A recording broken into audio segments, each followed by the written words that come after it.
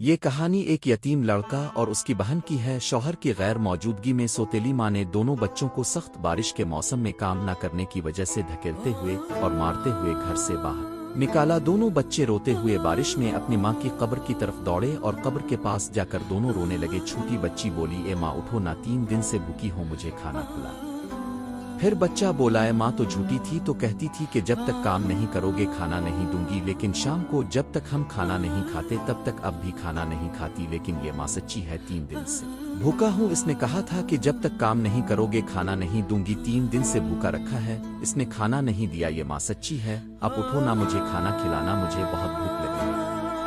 بچہ اور بچی کی یہ حالت اور یہ باتیں ان کا والد پیٹ کے پیچھے چھپے ہوئے سن رہا تھا۔ اس کو بہت سخت غصہ آیا اور گھر گیا۔ اس سے اگے کہانی کے لیے آپ سبسکرائب کریں اور بیل آئیکن کو دبائیں تاکہ جب میں پوری کہانی اپلوڈ کروں گا تو آپ کو نوٹیفیکیشن ملے۔